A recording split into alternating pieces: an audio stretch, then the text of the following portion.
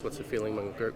Yeah, I think excitement at the challenge. I think we played some good cricket at Edgbaston, but we didn't play well enough for long enough, I guess.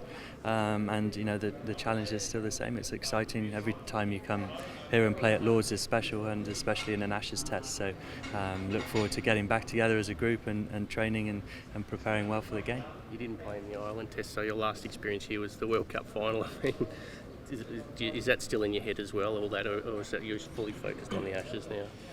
Sometimes, but yeah, sport moves on very fast, doesn't it? And a huge challenge straight away after the World Cup, which is really exciting. So trying to leave that behind, that's done now. Sport moves on very fast, and the Ashes is, for us as English players to have the two events like this in our country at the same time is very special. What an incredible opportunity this summer to be a part of it, and that makes you very excited. So both incredibly huge challenges, and the rest of the Ashes series is going to be great. Played with Jofra in the World Cup. What are you expecting him if he does make his Test debut?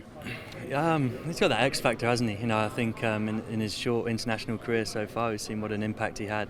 And I think he's got amazing skills with a white ball, and but talking to him, I think he prefers bowling with a red one. So that's exciting for us that when he makes his mark, and I think he just brings that X factor, doesn't he, to every game that he's played in, whether it's T20 and one days.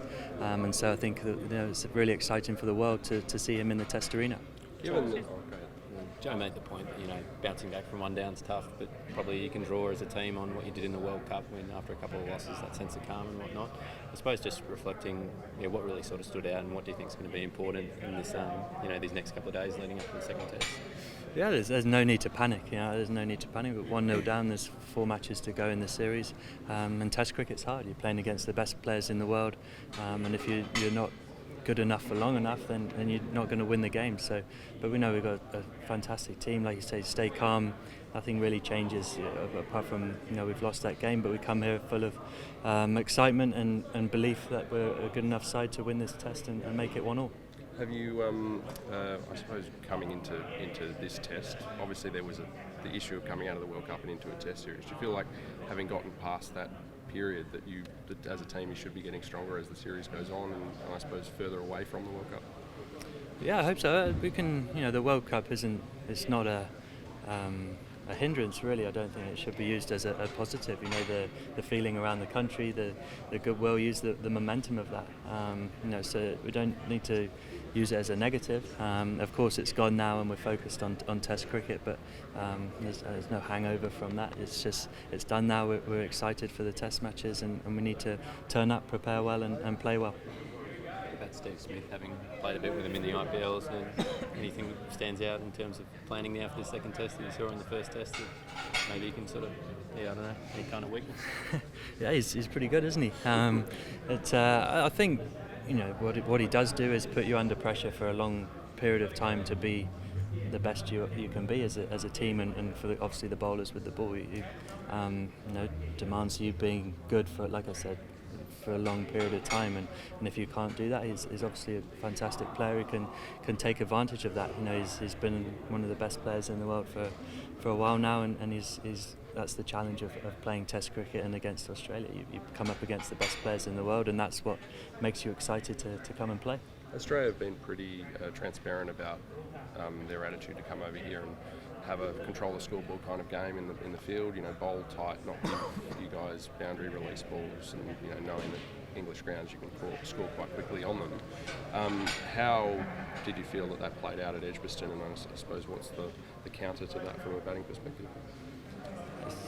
Counter is playing well, isn't it? I think in Test cricket, a lot of the game is around who can own the top of off stump, isn't it?